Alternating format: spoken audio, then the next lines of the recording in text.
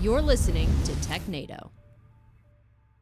Welcome to Technado, sponsored by ACI Learning, the folks behind IT Pro. Quick reminder before we get started, you can use that code Technado30 for a discount on your IT Pro membership. And that is what we do in our day jobs, and we have a lot of fun doing it. So we're working on a cloud-related course right now, a cloud security course. And, well, man, we try to make it fun. So I recommend that you check it out if you haven't already. But I'm Sophie, if you don't already know me, and I'm here with Daniel Lowry, and we have got some fun stuff going on today. Apple's WWDC conference happened this week, so we're going to talk about that, because that's pretty big, I think. Some cool stuff came out. And, I think we got a lot to cover this week. What say you, Daniel? Plenty of security and other tech-related news for us to get through today. I'm feeling the Saturday morning, just got out of bed vibe with both of us today. Yeah. We're just like throw on t-shirts and watch some cartoons. Listen, you can't be a little laid back on a podcast. Well, what's the purpose of doing it? What's the point? That's right. We don't want you to feel like you got to get dressed up to watch Technado. You know? No suit and ties here. We want your authentic self here on Technado.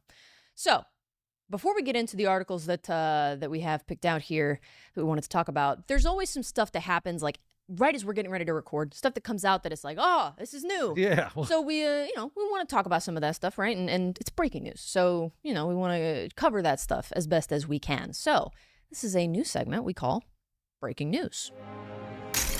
Breaking news! As I smashed I was going to say, is that what that was? Yeah, smashing the window. Wow. All right. This is Thor without his hammer. This is great. Hammer! Is he?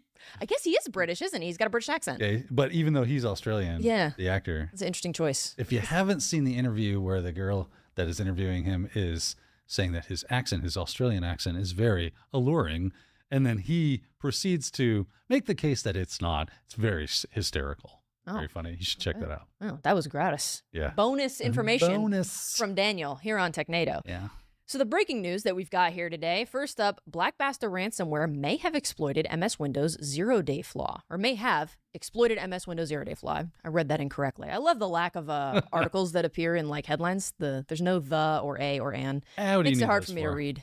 Yeah, what do you need English for? So threat actors may have exploited a recently disclosed privilege escalation flaw in the Microsoft Windows error reporting service as a zero-day. Kind of scary. Anytime you see zero-day, it's like, uh-oh. Yeah, you better start looking for them patches, right? And hopefully there is a patch out for this already. I noticed that my Windows system patched this morning. I came in and I said, "Oh, look at that! I'm at the login screen." That is that's kind of funny because that's not where it was when I left it last night. But yesterday was Tuesday. Was it Patch Tuesday or is it the first Tuesday of the month? No, or is it the last Tuesday. It's second Tuesday of the month. Second Tuesday of the month. Tuesday. And that would be this week. That would be this week. So I bet you it was Patch Tuesday. I bet it was. He's so smart. This is why he's the expert. Oh. So expert's a strong word. Man, I feel like you're setting the bar here. Yeah. You need to go a couple rungs lower. I'm trying to set you up for failure here. Yeah, That's my That's my only role here. Way to bust chuck me right here. So I'm looking at the CVE that Microsoft has listed here. It's 7.8 is the score that they've given it. So decently high. Like I say, I'm desensitized because I'm so used to like, oh, it's a 10, it's a 9.5. Yeah. 7.8 is still pretty high. I mean, if you got Black Basta already like taking advantage of it, I feel like that is a worthy thing to be concerned about at this point. Yeah. I wonder, though, like you said, I don't know that it says anything in this. We're pulling this from the Hacker News. I wonder if there is a fix for it. Maybe I'm missing it, but I'm not seeing anything about any kind of a patch or fix. And then I did see an article today. I want to say that there was like 51 patches released last night. Oh, good. Okay. Right? And there you go. So it's probably rolled up in that. I bet. Okay. I would assume. That makes sense. Okay. Well, hey, if you happen to know, let us know in the comments. Because like I said, this is breaking. So we are just looking at this right now. You're watching us process this info in real time. Yeah, so you're seeing the wheels turn very slowly. Yes, in real time. The lawn mowing shirts. Interesting. Okay. We're hearing our director. Yes. I'm wondering if he's just trying to make me feel like I'm crazy. So that was one of the things. He's sitting behind the chair and he's like, I feel like I'm going for a lawnmower. Like, what? I don't think he realized his mic was on. Yeah. He's adding surprise commentary to the show. Yeah. Well, that was one of the breaking news articles we wanted to cover. This next one also coming to us from the Hacker News. China-backed hackers exploit Fortinet flaw, infecting 20,000 systems globally. So also some pretty big numbers that we're dealing with here. State-sponsored threat actors backed by China gained access to several thousand Fortinet FortiGate systems, exploiting a known critical security flaw. But now it says it was between 2022 and 2023. So it's just recently finding out that the impact was a bit broader than we initially thought, it seems like. I guess so. I'm reading on Security Week where they have an article about Fortinet patches code execution vulnerability in FortiOS. Ooh. Right? So I'm wondering if these are related because, Fortinet. Ooh. Okay. Yes, that is true. Yeah, we do kind of see them pop up a decent We hear amount, them a lot, right? don't we? I mean, they're no LastPass, but they do, they do pop up from time to time. I guess when you have a big organization like that, it follows that, the bigger the organization, maybe the more issues you're going to have. And a lot of it comes from where you have these companies that build a good reputation, they build an amazing tool, and then they get acquired. And then after the acquisition, it's not as good as it once was. That seems to be the kind of the modus operandi of a lot of things, how that just kind of works itself out that way, because there's no longer that tight-knit focus. So unfortunately, you do see that happen a lot. Oh, you know what? What? The story I'm looking at about Fortinet is different from the one you're looking at. Really? Same day. So Same day. They're both very recent. So they're dealing with, there's a Well, at least mine flaw. is about there's a patch. Yes. Right. Yes. Different flaw. Patching flaws. That one has a patch. This, I think the one, I just found the one that you're talking what's about. What's your CVE? This one says the findings build on an earlier advisory dealing with CVE 2022 42475 with a score of 9.8. So these threat actors are building on a previously exploited flaw. But it says my CVEs are CVE 2024 23110 and CVE 2024 26010 and CVE 2023 46720. Okay, gotcha. So the one that I'm looking at was just, there were recent findings. They just now are figuring out, gotcha. It happened a year or two ago, and now they're just realizing, this is worse than we thought. But yours, I feel like, is more pertinent because it's a patch and it's good news. Get that patch. Yes, apply absolutely. Said patch. Feel safer. You sound like a Band-Aid commercial. Yeah. I'm stuck on patches. Patches stuck on me. Mom, I skinned my elbow. Those are catchy commercials. They did a good job with They those. have like Bert and Ernie on them. Birthed quite a few Disney stars from those commercials. They're like, I'm like, she's on like Good Luck Charlie now. Like, what the heck? So, that's a good commercial series. Anyway, that's going to do it for breaking news. But of course, we've got so much more that we want to talk about here on Technado. Like I said, that Apple WWDC did happen this week, so that's going to be our first thing that we want to talk about. Just get it out of the way because I know it's not particularly super security focused. There weren't a lot of like security related things that were announced. Well, we can throw it out there, right? Like I'm very security focused because that's what I do. Sure, she is security focused as well, but she has other interests, and it's like, I do. Cool. Start throwing anything you want on the fire. So we're gonna probably start kind of taking the role of Don. Yeah. And he rests. I'm going to try. No, he is resting. He's retired. So he is retired. Resting. He is resting on some beach somewhere, sipping pina coladas, laughing at us hysterically. Yeah. But you're going to take a little more of a Don role on this now. I'm going to try to. I can't say that I'm going to really pull a lot of hardware news because I'm just not as well versed in that area as Donegan was. But that's also not his full name, I don't think. But I'm going to choose to call him that anyway. Like Donegan. It's more fun than Donald, I feel like. Donwell Noriega. Huh? That didn't sound like a word at all. So there was a guy named Manuel Noriega. Oh, okay. He was the leader of Nicaragua, was it? I forget. Why do you know that? Because I grew up in the 80s. Okay. All right. And we watched the news growing up. Back in my day. That's right. We knew what was happening in the world. We didn't get our news from the TikTok. You crazy kids and your tactics and your... Well... Instabrand, whatever. Instabrand? I'm trying to make old stuff up. Awesome. On the fly. No, that was beautiful. That was truly beautiful. There are a lot of things that I missed out on that happened in the 80s. There are a lot of things that folks that grew up in the 80s didn't have. New developments, new technology that people my generation are going to get to benefit from, like a lot of the stuff that was announced at WWDC. as you could probably guess, a lot of AI-related stuff. But important clarification, they didn't refer to it really as AI. It's Apple Intelligence. That is their... AI. Oh, I see what you did there, Apple. Yeah, but it's Apple Intelligence. Full name every time. They will not refer to it as AI. So they're purists about this, I guess. So they talked about updates. Right. They talked about updates coming to iOS, iPadOS, macOS. One of the ones that people were really, really excited about is, I guess, iPad's finally getting a calculator app. It has not had one until now. Oh, the heavens have opened. Right, yeah. And angels have descended. I know. So a big one was definitely Apple Intelligence. They've talked about incorporating AI into their devices at the operating system level. So that's interesting. People had some opinions about that. Yeah, that's interesting. Yeah. That the operating system will be run by AI or will have some sort of... How does AI integrate with their operating system? And why is AI incorporated into... Well, yeah, I feel like a lot of this stuff, it's like, do we need this? But what do I know? I think a lot of times I see this stuff and I'm like, it's like the Windows recall thing. I'm like, what problem is this solving? This problem didn't exist. Yeah. So it was a hammer looking for a nail. And a lot of people are like, Apple's late to the AI race. Like, wow, you're several years too late. Android's had all this stuff. Other folks, though, are taking the opinion that, well, maybe they're a little bit later to the game, but maybe that's because they were taking their time to try to do it right and do it securely. That could very well be the case. So, I mean, if I have to wait a little longer for certain features and they're maybe a little bit better and more secure as a result, I'm not mad about that. As impatient as I am. I was really hoping to give a crap.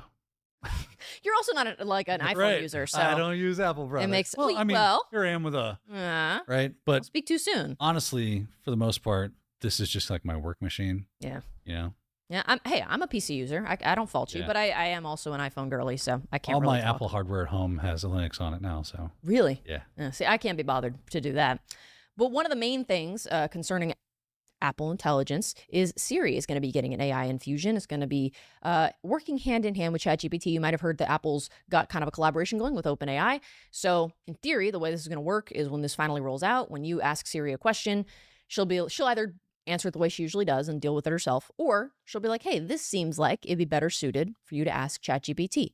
Are you okay with me passing it on to them? Or to that, system. And you could say yes or no. You want this to be answered by ChatGPT. You can use it for free. You don't need an account. It's just incorporated into Siri. So kind of cool in theory. I don't know if there are really any security implications that would come with that. I'm sure there are. I know there are companies that because people will do stupid things. Well, yeah. Like, hey, if I had an API key that is this, Yeah, and that's then true. all that data kind of gets pushed in. People will do dumb stuff just because we don't think of our way through a lot of stuff. We just want an answer. Yeah, absolutely. I'm not trying to dish on the user or whatever. We just end up doing human things. Sure. I'm using the word dumb facetiously.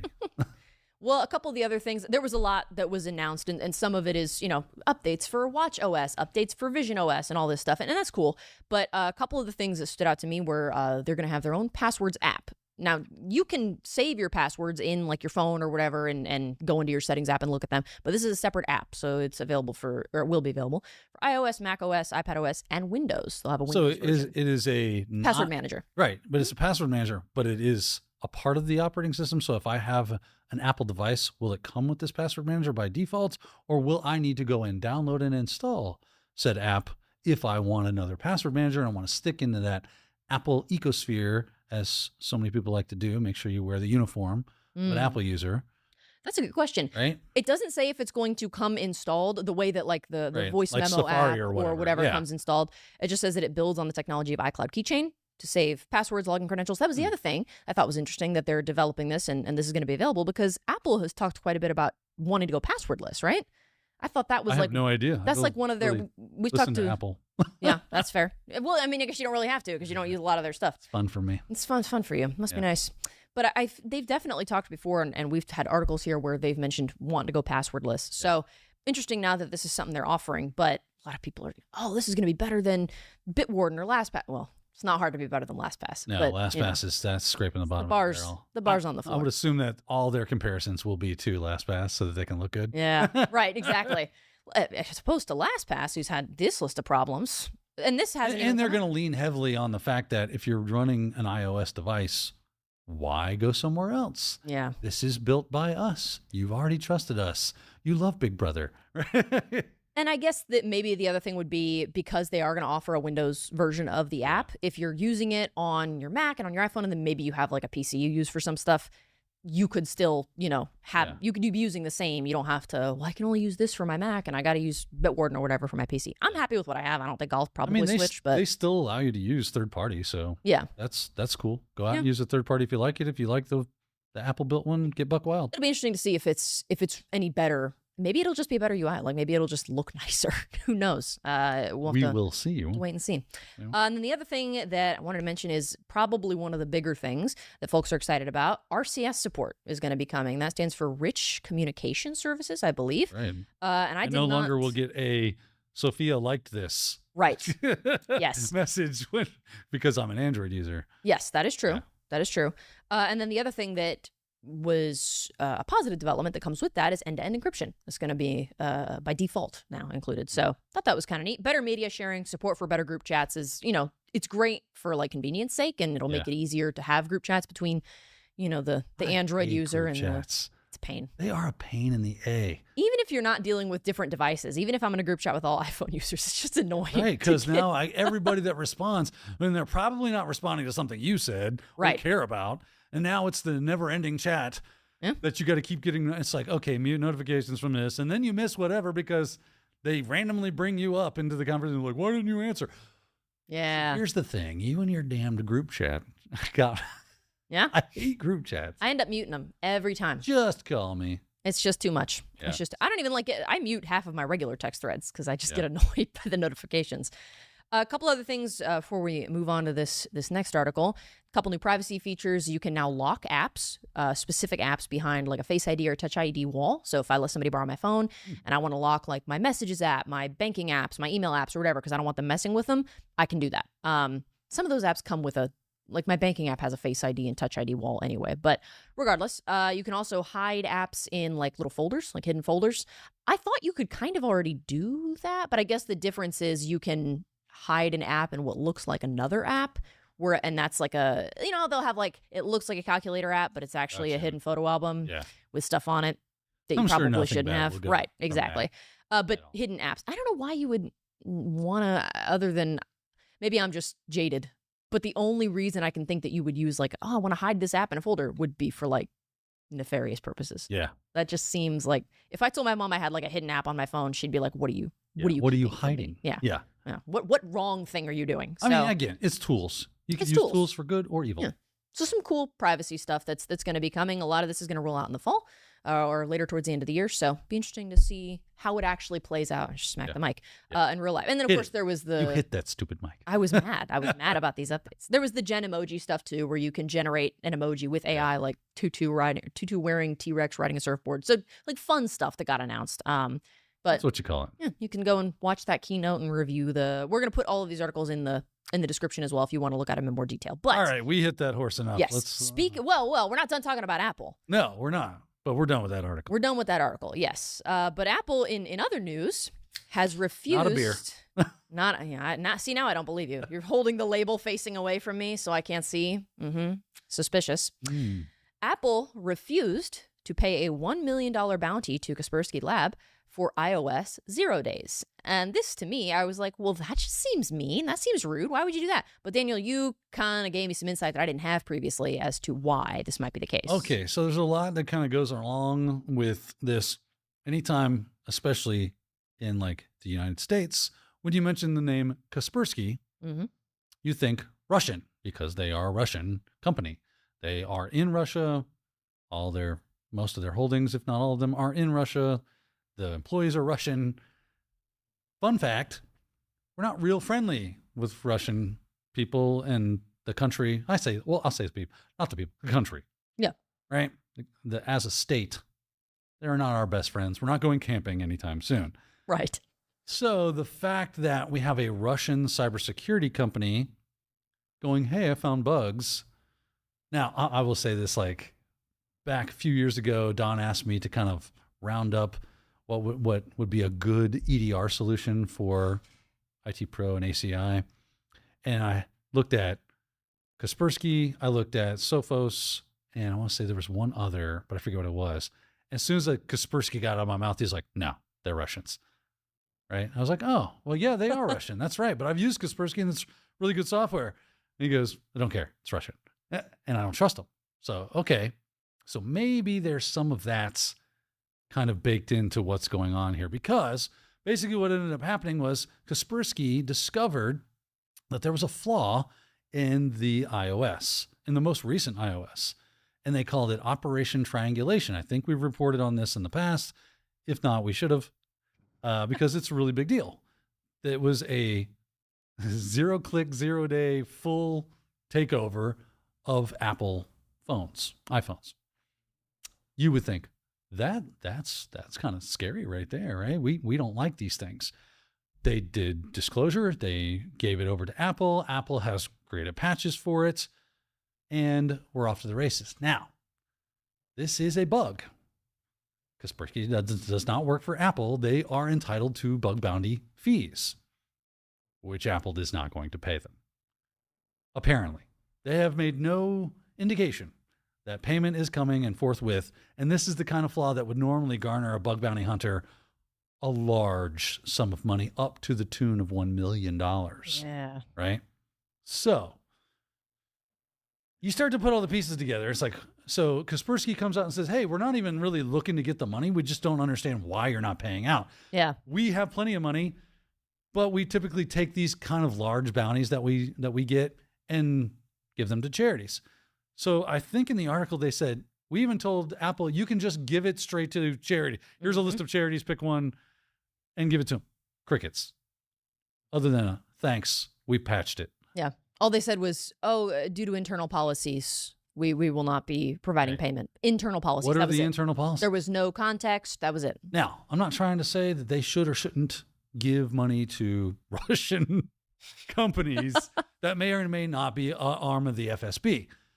Because it is interesting, and out of their own mouths, they do say that they discovered that this is how they discovered the Operation Triangulation malware, was that their FSB phones and foreign dignitaries and others had their phones compromised.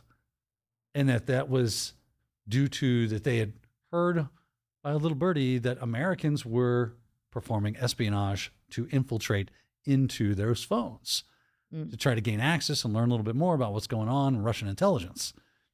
So that's why they started investigating the phones, discovered that they had this malware, reverse engineered, figured out the flaw, and then disclosed that flaw to Apple. Again, this all comes from Kaspersky, so you take it or leave it as you will. I'm just reporting the news. These are the quote unquote facts of the matter. You do with it as you will. So Kaspersky did say that they now have taken all iPhones out of their corporation, that they no longer will use iPhone. They are using Android-based devices. Now, they didn't say that was because of this flaw or that they were less secure phones, but they wanted to have more visibility into the operating system of that their organization uses for more control and more options. So I can see that. I think it is interesting. I mean, I understand it's a complicated political climate and Absolutely. everything. So it's hard to say definitively whether like, yeah, you should definitely pay them, or yeah, good on Apple for standing their ground, if you can call it that. But it is interesting that I wonder if it was any other country, for instance, like China. Yeah. There's obviously a little some tension there, right? So I wonder if there was a company like Kaspersky that was based in China that was Chinese, and they TikTok. Okay, let me start over. That did the job that Kaspersky Labs does. That they had found a 0-day, 0-click flaw and reported it. And Apple was like, thanks, we're not paying you. I wonder if it would be the same because of the relationship. I would think probably not. You don't they think so? probably would pay. Because while we're not friendly with China as a government, we are friendly with China as a business. So my guess would be that they would. Yeah. Right? Whereas we have like complete sanctions on Russia. Right. That's true. Yeah. Like, so I'm a guitar player. And if you are a guitar player, you might be into tube amplifiers. And there are 3 places in the world where tubes are still built, vacuum tubes, so most technology has moved to transistors. There are 3 places in the world. One was in China, and it burned to the ground. Another is in like Slovakia, and since the Chinese place burnt to the ground, the biggest player is in Russia. And so you can't get tubes from Russia anymore. Wow. So if you have good news is those tubes last forever. Oh, so if you can get your hands on some. Yeah, there's like 50s Fender amps that still have the original tubes in it that still play just fine. Now they do blow and they do, fizzle out, and then you would need to replace them. But if you don't push them hard, they'll last a long, long time. So interesting stuff. I have no musical talent, so I wouldn't know. Yeah. I don't play any kind of instruments. It's, it's just not my thing. It's not where my talents lie. But it's an interesting fact, and that was gratis. That was free. I'll be interested to see if more comes out about this, if Apple does end up getting more specific with why, or if they just leave it where it is. But there is a patch for it. They acknowledged the folks that found it, the Kaspersky Labs folks that were involved, I think it was 4 of them. So they named them, gave them credit when they said, hey, there was this flaw discovered by these people. So they're not denying that. I mean, you got bragging rights. What more do you need? Yeah. What's $1 million to a big firm like that, to a big company like that? But I know Daniel's probably. Hey, we're just not privy to the inside baseball that goes on at Apple and or Kaspersky. Hey, baseball's not allowed in Russia. That's right. That's an American sport. American sport, damn it. It's America's pastime, dang it. America. But I know that Daniel's probably tired of talking about Apple because he's not an Apple dude. He's just not a big Apple fan. I thought that is more of a Kaspersky thing than an Apple thing. So. Yeah, well, that's where we differ, you and I. We're not so different, you and I. Couple other articles we want to talk to before we take a break here on Technado. This next one comes to us from Bleeping Computer. Malicious VSCode extensions with millions of installs discovered. That's always fun. This was a group of Israeli researchers that discovered this. They were looking at the security of the Visual Studio Code marketplace. And this is something that I've poked around with VSCode before and tried to learn it. And I haven't been super successful so far, but I'm trying, So hearing that, millions of downloads with this, I got concerned because I have like a little extension that I use. Yeah. And I was like, is it that extension? Am I screwed? It's not. It's a theme, I think, not. Right? It's a theme. Okay, right? Gotcha. So when you download something like VS Code, right, and other editors, a lot of them will have the ability to do extensions because when you're standing there banging away at a screen all day, trying to get some code to work, it's nice to be able to see things, bring attention to certain things. And so we have like themes that will help with, so it'll colorize different things. So if you're creating a function, it'll colorize the function. If you're creating an if statement, a block of text will look a certain way. If you're creating variables and stuff, it will kind of highlight these things in various colorized fashions. And of course, do you want a very contrasty white background or a much more contrasty black background? Are you working in the daytime or nighttime? A lot of people have different tastes when it comes to what it looks like visually. That's where these themes can come into play. You can find a theme that works really well for you, that makes the visuals much more easy for you to kind of parse through and see. And the Dracula official theme is one of those. And it's a very popular theme for VS Code. So these Israeli researchers went, I wonder what if we did a little experiment? Let's see what would happen if we created basically a copy of the Dracula dark theme, stuck it in the VS Code repository. It's like they call it a marketplace, I believe, the VS Code marketplace, and see what happens. Will people get fooled? So they took the code for Dracula and then they embedded some stuff, basically some phone home. Who is it? What are they doing? Just some basic ideas, and it'll phone back to a kind of a, for lack of a better term, like a C2 server. It's not really doing C2. I don't think they're taking any control. They're just gathering data about the people that have downloaded there. And they did a typo squat. So they mimicked everything about the Dracula theme, and they typo squatted it as Darkula. And see, like, I don't even know that I would register that as a typo because I would think it was a pun. Like, it's Dracula, but it's a dark theme. That was on purpose. So maybe I'm stupid, but I would just think that was on purpose. To the uninitiated, definitely going to get those people. And honestly, it's real easy to make these kind of mistakes in your head. You just see it in your eyes. Your brain kind of fills in the gaps. You ever seen those things where it's like a block of text? It says, if you can read this, you're smarter than... Right, yeah. And there's no real words there. It's just the beginning and ending letters for each of the words. And your brain kind of fills in the middle parts. That's what happened. They're just taking advantage of how the human brain works. You're hacking humans. Fun, right? And through that, they were able to do this. Now, here's where the real fun comes into play. Because Visual Studio Code is a Microsoft-sanctioned piece of software. It's an application that Microsoft makes and is used for the purposes of writing, running, and working with code and executing, allocating memory, doing all sorts of stuff. It has basically a do whatever you want ticket when it comes to most antivirus and EDR solutions. So this is a hacker's playground. Threats are going to go, oh, what? Hold up, swolled up. This is going to be fun because so we've seen this with NPM. We've seen this with PyPy, right? We've seen this with other software repositories where I can put in useful pieces of code. You download them. Aha, that was malware player. Enjoy. That's what's going to happen here. And it's going to be very difficult. So it's going to take a lot of eyes and curators and people that are vigilant to watch what goes into the marketplace and call out bad stuff, and doing a lot of anytime something new hits the marketplace, download it, put it in a sandbox, evaluate, reverse engineer, see what it's doing. Does it do anything malicious? And then warn, and so on and so forth. That's basically at this point what's going to happen. I'm sure there's other things you could do as well. I'm just spitballing off the top of my head. Some of the things that I know that they're going to have to do just to keep those places safe. Well, it looks like they did, these same researchers found, like, it wasn't just the Dracula one. They found like over 1,000 extensions that had similar issues where there was risky code and stuff in there, and a whole bunch of other issues that popped up. It was over 8,000 communicating with hard-coded IP addresses, almost 15,000 running unknown executables, so other issues, and reported all of this to, I guess, Microsoft, I think. And Microsoft hasn't really said anything. The vast majority are still available for download on the VSCode marketplace, and Microsoft has not responded at this time to any of this. Well, that makes me feel better. Oh, yeah. I mean, to be fair, it was Patch Tuesday yesterday. They've been busy. Yeah, they were busy. They had a few patches. They got a lot going on. And they're like, last thing I need is this bull crap.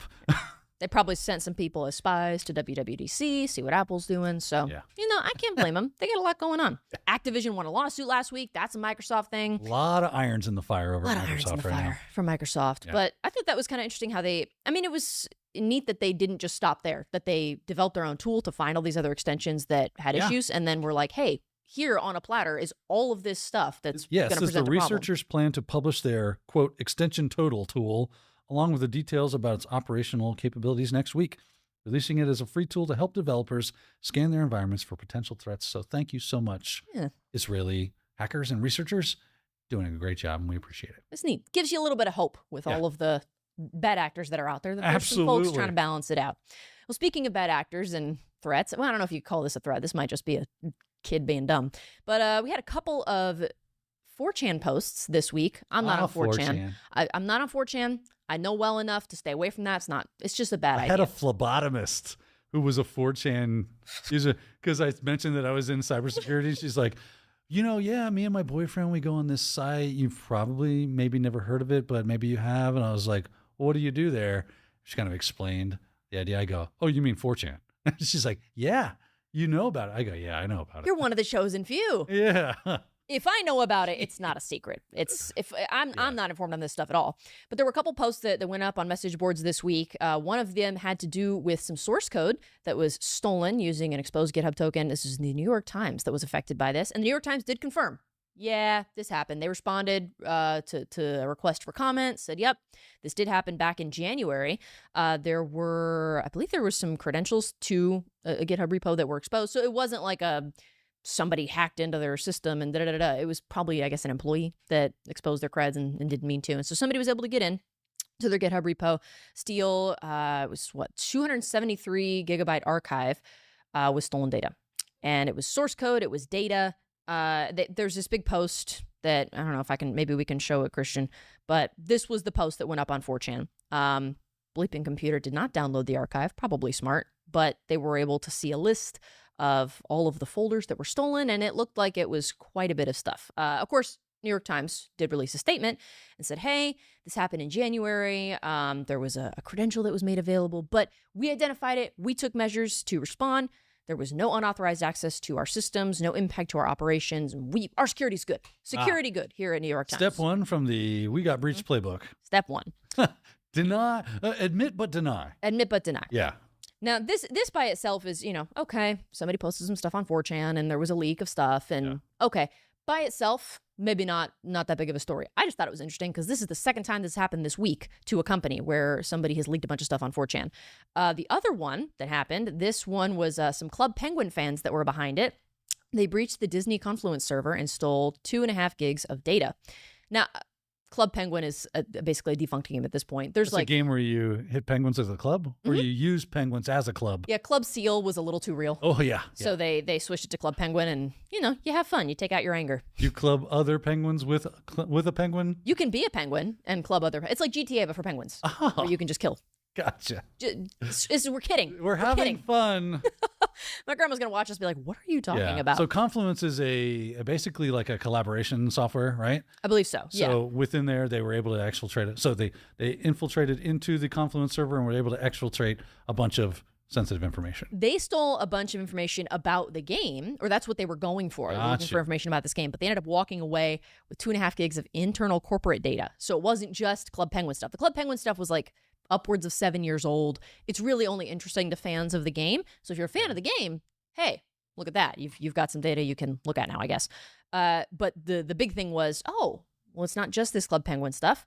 It was, let's see, it was only a small part of a much larger data set, documentation for various business software and IT projects used internally by Disney, internal API endpoints, credentials for things like S3 buckets. So probably not stuff that Disney really wanted exposed, I would imagine. Yeah, as a company that builds internal applications and systems, we know that there are things that they tell us, you can't talk about this, right? But we are doing X, Y, and Z, and it's going to be awesome, and we're going to be changing the game and all that. So I'm assuming the same happens at such a large of an organization as Disney. Yeah. Right? That they are building things and creating tools and stuff to help make their business practices more efficient, effective, and so on and so forth. Not really stuff that they want to release to the public per se. Probably not super damning or crazy. You know what I mean? It's just internal stuff. Right. That stuff by itself isn't really like, it's like if I found out that some of my information got leaked and it was like my name and my email address and then maybe like an address I used to live at, I still wouldn't love that. I'd still be like, somebody could still use that to try to get to me. But I'd be a lot more concerned if it was like my social security number or something like that, or my credit card number, right? Credit card number. That's a rough one.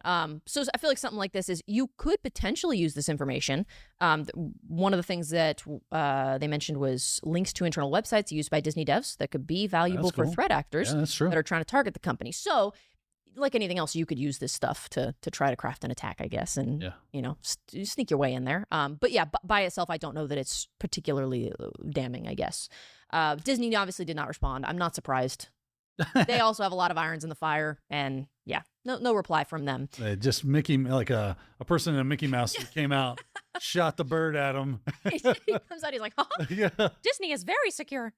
Oh gosh, I'm sorry, that was rough.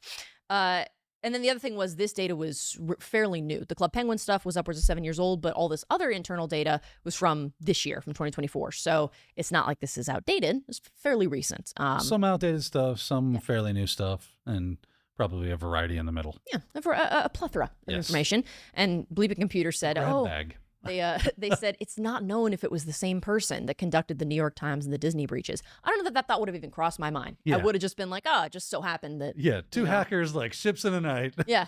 Hey, I see you're grabbing data too. High five. This is Disney. Did you get in the same Confluence? Oh, yeah. Joining forces. Man, that is weak software right there. So I don't think it was like a collaborative effort. But who knows? Who knows? Maybe we'll find out later. Actually, it was VPN creds, right? Like, that's how they got in. GitHub token. That's what GitHub token. It was GitHub. Yeah. GitHub token. Yeah. So I think we'll talk about something later that has to do with some VPN issues. It's really just a dartboard. Yeah. You just go, how did they get in? Well, they either exploited software. Nope. Oh, it's VPN creds. No. API key. No. Yeah. We should do that at some point. VPN credential stuffing. Cover our eyes and throw a dart at a board, and it'll be like one of those things. router hacking and phishing. Yeah, we'll look it up and it'll be there. We're going to take a quick break because we have been rambling. And we're going to ramble some more after this, but we'll give you a little bit of break from us. We'll be right back here on Technado. Tired of trying to schedule your team's time around in-person learning? Isn't it a bummer to spend thousands of dollars on travel for professional development? What if we said you can save money and time and still provide your team with the best training possible? The answer to your woes is live online training from ACI Learning. With live online training, we provide our top in-person courses in private, online, instructor-led formats. You get to provide professional development in a manner that fits today's expectations. Entertaining, convenient, and effective. Our exam-aligned courses inspire the full potential of your team. Visit virtual instructor-led training at ACI Learning for more info. Welcome back for more Technado. Thanks for sticking with us through that break. Consider subscribing to the channel if you haven't already and drop a like if you're enjoying the episode. Courtesy of our wonderful director, Christian, and his sidekick, Callista, we have a lovely new graphic today for one of my favorite segments that we haven't seen in a long time. It's Do! Do, re, mi, fa, sol, la, ti, do, so, Do! I didn't think I'd be able to hear it, but I thought the sound wasn't going to come through. Now we can all kind of like really easily judge your compare dough to the actual Homer dough. That one wasn't very good. It was too truncated. It was too truncated. Yep. Yeah. Yep. I'll work on it. Well, this Do segment has to do with, shocker, LastPass, our favorite company to crap on. LastPass says 12-hour outage was caused by a bad Chrome extension update. To my understanding here, Daniel, I'm oversimplifying it here, but it sounds like they basically DOSed themselves. That does seem to be what happened. Yeah. Can you imagine you're a LastPass user and for 12 hours, we're going to play a game of I can't get to your passwords. Neither can you. Fun, right? Hope you didn't have anything important hidden behind that LastPass app because it's not going to happen. And nor could we help you if we wanted to. We're trying. So it's just another reason for, like, at this point, who the heck is using LastPass? That's true. I mean, basically, was it all the beginning of this year or last year? I think it was last year. They just had a string of real. It did. It was like every other week we were talking about them. Right. They were just folly after folly after folly. And now here they are again with another one. It was only a matter of time. Who is trusting LastPass at this point? Yeah. If you are, I mean, maybe this is the straw that, maybe you're just like giving them the benefit of the doubt. That's cool. I get that. But maybe this is the straw that broke the camel's back. If I did not have access to all my passwords for 12-hour period, I'm basically like, I can't do any work. Yeah. I can't do anything. My whole life is in my password manager. And if I can't access it, I'm kind of hosed. I think, and this is just a theory, but I could see this particular event being something that causes a lot of people, like, not so much the last straw, but the first straw that people were aware of. Because I think if the other issues that LastPass had were more security issues, if you weren't directly impacted by that and you don't really follow that kind of news, if you're a LastPass user and you're, I've added all my passwords in there, I don't feel like migrating stuff over, I'm just going to continue to use it, and you're not really aware of the security issues that are going on, this could be the first time that you've actually been directly impacted by it. Like, I can't get to my passwords. And now suddenly you're like, well, screw it. I'm done with LastPass. So now I'm wondering, you probably have to log in. Yeah, I guess you would have to log in, which they could not do, right? Yeah. They could not log in at all. They couldn't even use offline login. Mm-hmm. That was broke. Done. This thing was broke. Broke as a broke dog. As they say, right? The saying. Yeah. The classic saying. Keep it kid friendly here, but definitely see Predator for the full quotation. Oh, okay. Yeah. I see. For all of us that have seen Predator. But yeah, this was not a good thing. Does not seem put them in a good light. They're probably going to. Now, so this was through the browser extension though, right? It was the Chrome one. Listen, I'm trying to help them out. I'm trying to give them as much credit as I can. Yeah. I would like the same to be extended to me if I was making a bunch of mistakes, and that obviously they're not doing this on purpose because it's just bad business practice. But maybe there's somebody at LastPass with just the cannon pointed toward the bow of the boat. Yeah, and is like trying to torpedo them. But does LastPass have an installable app, like not a Chrome extension, but an actual app? I think that they goes do on your machine, because maybe you could install that. Maybe that would have been a good workaround at the point. Could be. So if I go to the Google Play Store, I can get the LastPass password manager. I can install. I'm not going to, but I can install it. Okay. And I know there's an app for the iPhone as well. So they I have. like how you went straight for phones. I meant my laptop. Okay, well, I just mean like in general. But that works as well. Because I've used my password manager app on my phone sometimes. You know, it's, I barely ever use my password. That's because you don't use your phone for much else besides. As God intended. yeah. On the 8th Your day. phone is for calling people, twist my arm, send a text.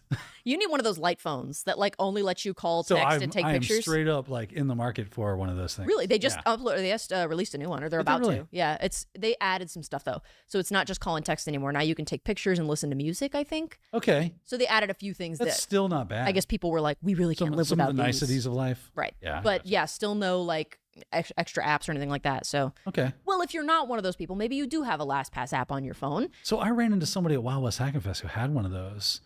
And A light phone? Yeah, she had, it was like, it was either that or it was another variation, same kind of idea though. Ooh. Right. And she was like, my whatever phone, her AT&T phone or Verizon phone, whatever she had, she was like, I'm not getting any signal out here, but my light phone, full bars, full signal, and the battery lasts forever. I'm like, all you're doing is selling this. Yeah. You're just selling me this thing. I think the initial one was meant to be like if you just wanted to take a break from your regular phone and kind of step away. But this new one they're marketing is like they're trying to pitch it as you can get rid of your. I have the picture. Well, I mean, up dumb here. phone sales went up by like crazy percentages within the last couple of years because people are like, I need to step away from social media and all the stuff that it's too easy to get kind of sucked into this. I know this has nothing to do with LastPass, but.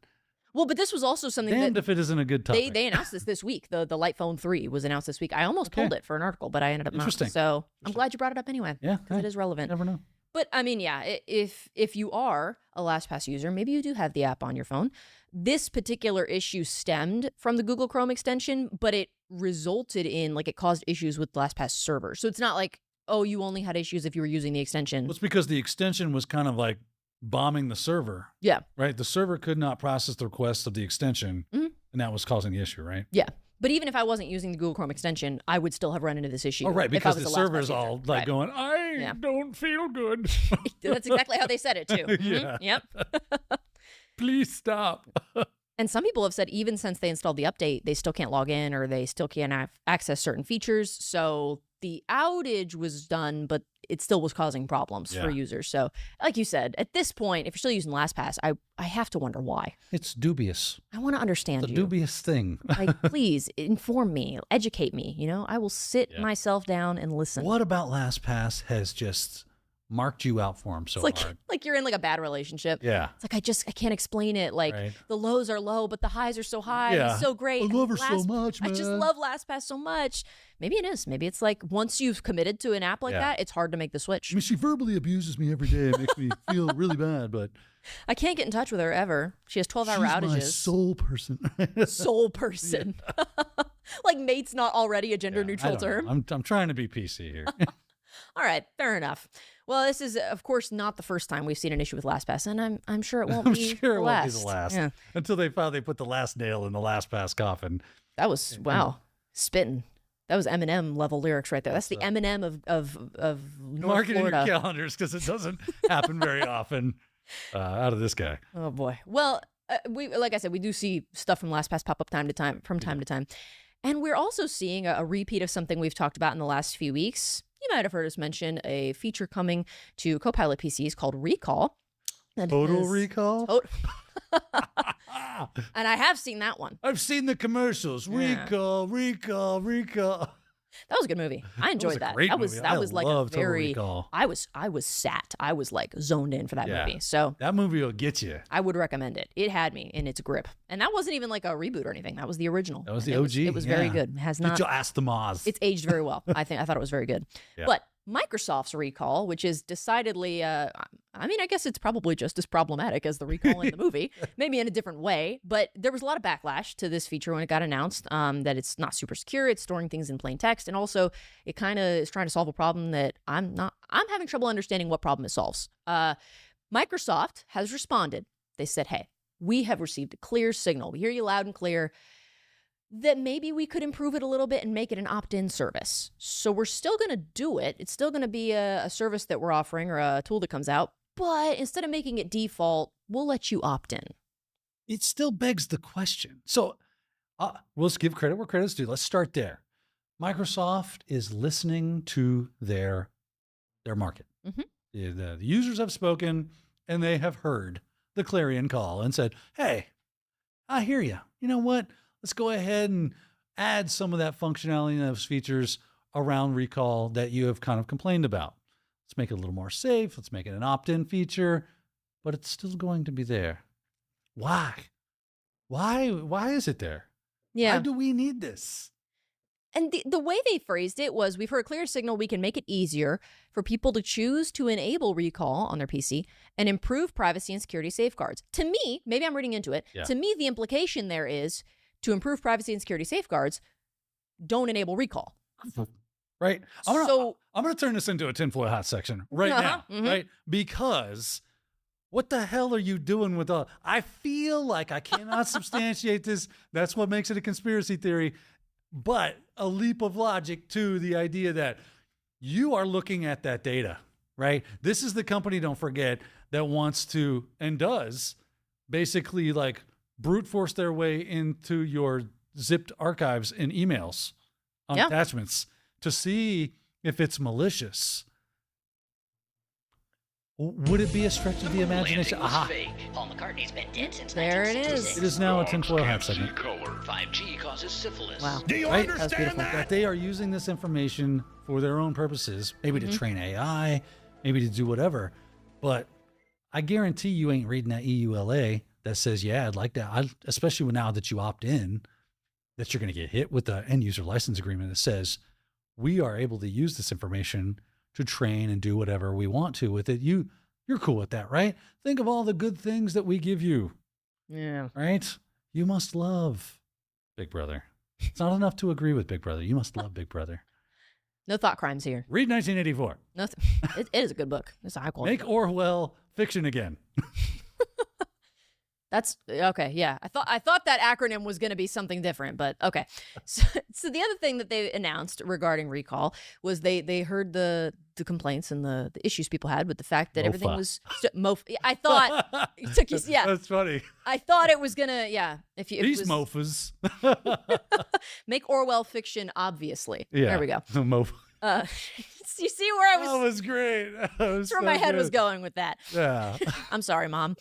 So the other thing. That's good comedy right there, girl. The other thing they announced was they are adding some measures in place to address the fact that everything was going to be stored in plain text. They are adding additional layers of data protection, including just-in-time decryption, that's protected by Windows Hello Enhanced Sign-In Security. That's a big, long one.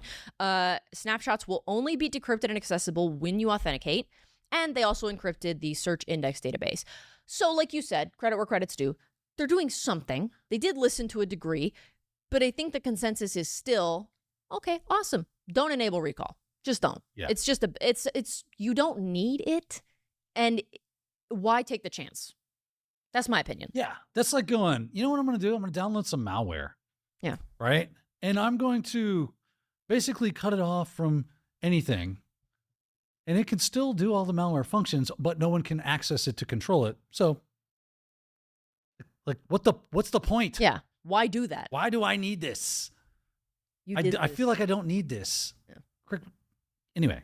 No, that's my opinion. I mean, if you have a different opinion, I'd love to hear it. If you could justify Microsoft recall, please tell me. Saved in the cloud. It's like, I just don't get it. The folks using recall are also the folks using LastPass still. I want to understand you. Leave a comment. Please explain it to me. Trying to find that common ground.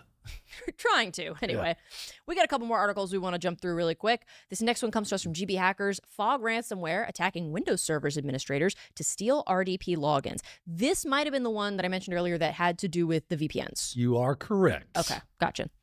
I am correct. You are correct. So it was a new ransomware variant dubbed Fog, targeting U.S. businesses in the education and recreation sectors. So I guess if you're a teacher, be careful.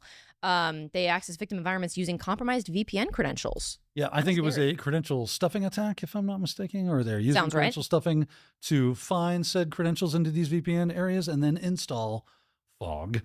And what's interesting about that is, so they're going after RDP, right? It's basically kind of their stock and trade here is we want to be able to log in through RDP, which makes me think, okay, well, RDP is a Microsoft technology. If I have a login to RDP, which means I have a login to a Microsoft server, and they do say this in here, is that they were seeing a lot of pass the hash kind of functionality. So if I can just take the hash of those logins and pass it around instead of actually using the passwords, maybe they're gaining other passes. So once I've logged into a machine, I dump the hashes for the passwords of that machine and then try to use those to gain further access to move laterally. Huh. Yeah. You're right. There was credential stuffing that was evident, allowing for easier lateral movement. And I believe there were 2 specific VPN gateway providers that were used for the remote access. So I want to say, okay, Windows servers running Veeam, Veeam. Is that how that's pronounced? Veeam is like a backup software, if I'm correct. Okay, I'm new to that one. The other one is Hyper-V, and Hyper-V I've heard of. We've talked about that before, but Veeam was a new one to me. So maybe you've heard of them. That doesn't really say much that I don't know about them because I'm not a big VPN user as far as like. I can never spell Veeam. It's Veeam. Veeam. Like trying to spell the word vacuum. Yeah, backup and replication. That's what it is. Okay, gotcha. So I haven't done backups and stuff in a hot minute, so. Okay, that's valid. Not at the tip of my tongue. That's valid. I didn't know it existed till today. So hey, we're on the same page there. Well, you know what they were doing, right? So they were going after Hyper-V and Veeam, right? Yeah. That should be painting a picture to you right now. Ransomware. So I encrypt all your VMs, all those VMDKs, and then I encrypt your backups. And I go, hey, how about that money? Y'all got that money? I'm gonna need some of that money. Interesting. Yeah. Okay. And it was Arctic Wolf Labs that was responsible for disclosing this or that figured this one out. So shout out to them. I think we might know a couple people that work with them. So shout out to Arctic Wolf Labs for that one. I know Dark Wolf. I don't know Arctic. Well, Arctic Wolf, there was we know someone. There was somebody we met at Wild West Hackin' Fest that worked at Arctic Wolf, whose name is escaping me right now. Like recent, like they just started working there like last year. Or maybe it was Black Hat. There was somebody that I spoke to last year. The name's escaping me right now. I feel so bad. I'll go in and find them in a second and chat them out. But yeah, they were starting to work at Arctic Wolf. Gotcha. It's a standout name. It's not a name you forget. No. So yeah, that one we wanted to touch on and mention real quick. Unless there was anything else about that. No, that's basically it. That's basically Be on the lookout. Make sure you're not reusing passwords. Okay. There's that. Use a password manager, not LastPass. Right? Use all the fun stuff, 2FA, MFA, whatever the case is. Do all the password stuff to make it difficult for things like credential stuffing attacks to be effective. Yeah. Wow. This has been a PSA, courtesy of Daniel Lowry. The more you know. This one I think is going to be interesting. I am interested to know your opinion on this. So mobile driver's license are coming to New York State starting June 11th. This is not new as far as like the idea of a mobile driver's license. I didn't know this, but this has already been implemented in I think this is the 10th state now. This is now, yeah. And it's I have like a map here because you can go to the website and see like what the progress is in each state. I think 15 of the 50 U.S. states plus D.C. have no MDL plans or anything like that, but the rest of them, it's either legal or there's some program in progress or it's active. So my first instinct was it makes me apprehensive. A couple things were highlighted that I thought had positive potential. Sure. The idea that if I'm like going to a bar and I need to verify my age and I use my mobile ID to do that, I don't have to show them anything else but my age. I can say, okay, I just show them the necessary information. All they can see is my date of birth. So they can confirm I am old enough, but they don't see my address. They don't see any of that other stuff. You can use it like at the TSA and stuff like that. Probably makes things a little bit faster. I'm sure it's convenient. To me, though, I feel like I guess it maybe makes it a little harder for people to get like fake IDs and stuff. Because a fake ID you can print off and, but something like this, maybe no one could recreate a digital. I'm just saying ID. maybe it'd be harder. Maybe it would take a little more effort. It would just be different, right? It would just end up being a new skill that people that do this would acquire, right? And then think about this app. If I can hack the app or the database that runs the app or the servers that run the app, then I have access to all of those records. Now there's still a database with people's records in them now, right? So maybe that's a one-to-one comparison there. Doesn't really matter if it's on an app or if it's a hard plastic piece that you got in your wallet. I just don't, this gives me an uneasy feeling. Yeah. Right? I could see that you could make the argument, the positive, it'd be, you wouldn't be able to lose it, or it'd be harder to lose, right? Because people got their phone on them all the time. I think you're much more likely to accidentally lose your driver's license and not realize it than to lose your phone and not realize it. Plus, okay, let's go with your bar analogy. All right, Okay. let's kind of walk our way through it. Let's work it out. Okay. Let's take it for a test drive. Let's see what it does. Let's say you go up to a bar. You got at the door. You got a guy at the door checking IDs, right? He's memorizing your specific address. I guess that's true. Right? Yeah. It's possible that he's Mary Lou Henner and has a perfect recall of all the things he's ever seen, but unlikely. Yeah. I'm trying to think if there's any other information you'd want to withhold, but what else is there? I mean, weight, or not weight, height, birth, eye color, hair color, all that stuff is like, it's not a secret. And then you'd have to take like a mental snapshot of that. Yeah. And memorize it, because there's people behind you. You're not like the last person in the line, just happens to be the person that this person wants to target. Yeah. Other question. How much of a problem are we having with that now? Yeah, I guess maybe it's kind of like you're solving a problem that doesn't, like, is there a problem to be solved here with this? It is completely voluntary, so they're basically saying like, it's not like, oh, I'm gonna leave my mobile ID at home, because a lot of places still are like, we're gonna need you to show a physical ID. But in theory, in the future, like you said, for now it's voluntary. Yeah. At what point in the future does it become? They talked in this article about police as well, about when law enforcement, you're at a stop, you don't give your ID over to the law enforcement. Yes, this is never. Why not? Never freely hand a device over. So the app is supposed to be like your phone stays in your possession. So that stays in your possession. And then they like scan a QR code or something. And that's what shows them. Guess what will happen when they scan the QR code? So what if I give them my ID? Yeah. Right? Well, what's the purpose of keeping it on the phone so I can keep it in my possession? Once they scan, they're going to see exactly who I am and everything about me. Yeah. That they have in their records. I guess in the case of law enforcement, yeah. And I guess I'm trying to keep, like, instinctively, I'm like, this seems like there's potential for this to go wrong. It's just odd, right? I'm trying to keep an open mind, only because I was also initially really, really like hesitant to adopt like the mobile pay and stuff like that, like tap to pay and all those things. I was like, I'm not doing that. That seems insecure. So I don't do it with my phone. No, but I mean, like, even with the card, like tapping the card to pay is fine with the card. It comes with I'm like, I don't know how I feel about that, because it was new and I was being a cranky old man, and I was like, I don't want to. And I think I talked to Don about it, and he was like, tap to pay might even be a little more secure than swiping to pay. And so I was like, I guess you have a valid point. So something like this, I'm like, watch. Somebody's going to comment and be like, but did you consider these 17 ways why this is better? Probably not. But we just learned about this today. So. Yeah, right. So I did think that was interesting. Totally voluntary for now. We'll see if this ends up becoming something that is the norm.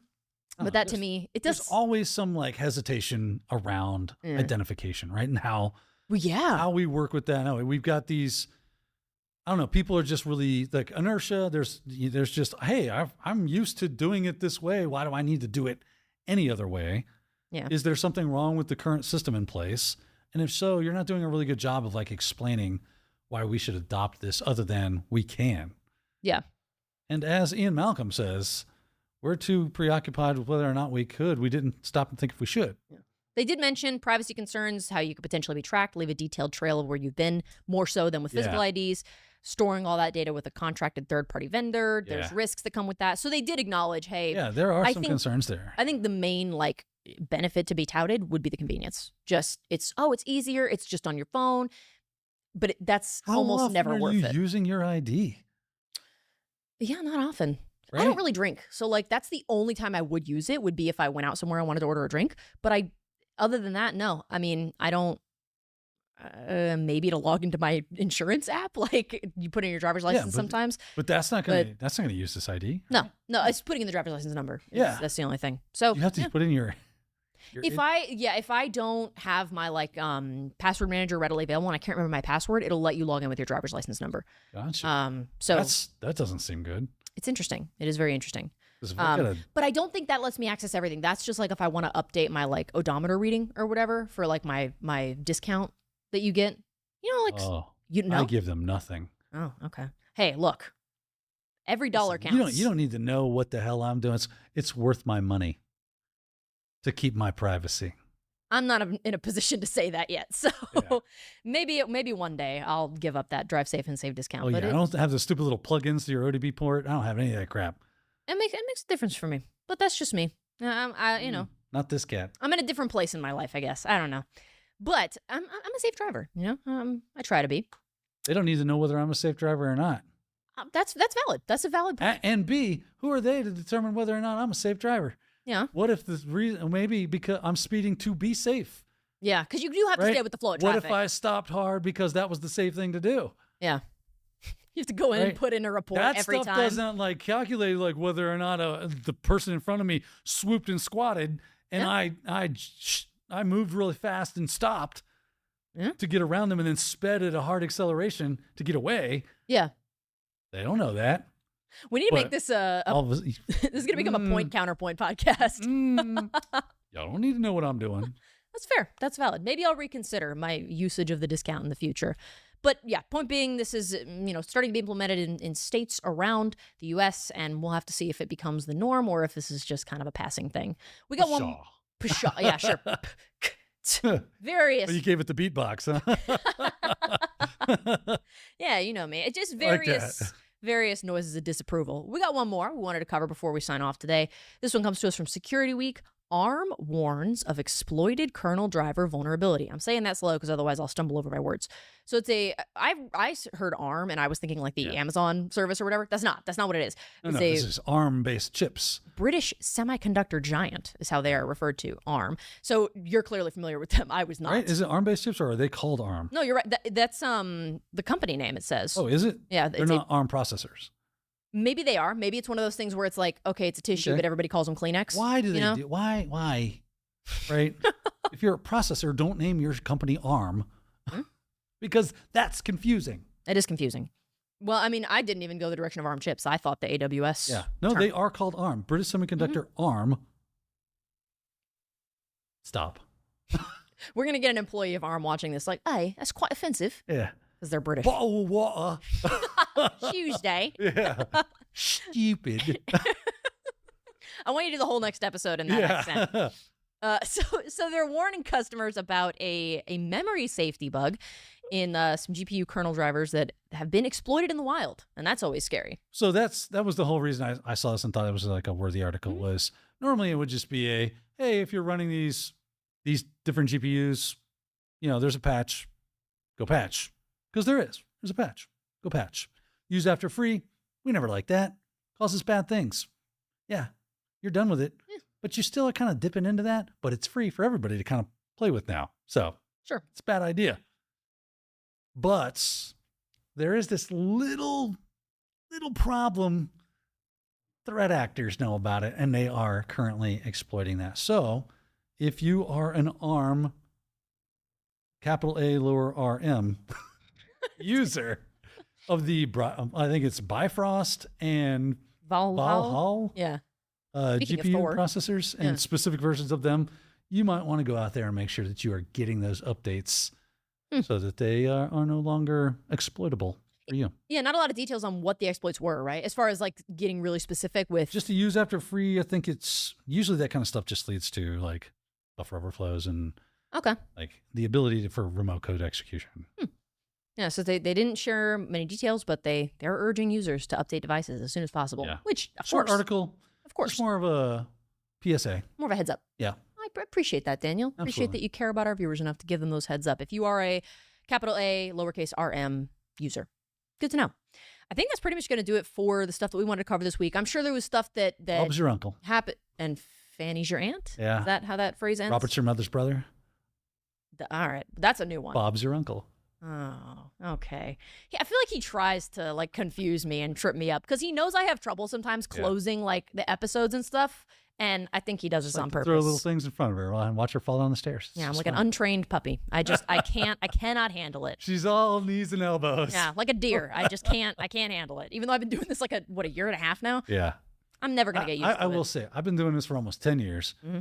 Endings are the hardest thing to do. Yeah. So if you're like, man, you guys can't end a show to save your life, go ahead and try it. It is difficult. Go ahead. Go ahead. Leave a comment. Tell me how much I suck at it. I can take it. Can't be any worse, right? I can take it. You got the armor on. Yeah, I can take it. I'll cry about it in private, like a professional. That's right. At home on Like my a own real time. man. I do not cry on company time. That's Dang right. it. Single tear, you wipe it away. I know Christian's sitting out there like, wrap it up.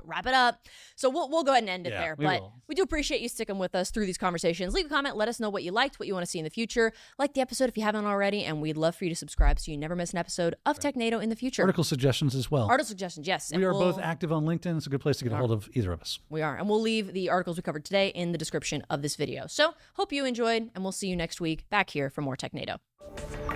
Thanks for watching. If you enjoyed today's show, consider subscribing so you'll never miss a new episode.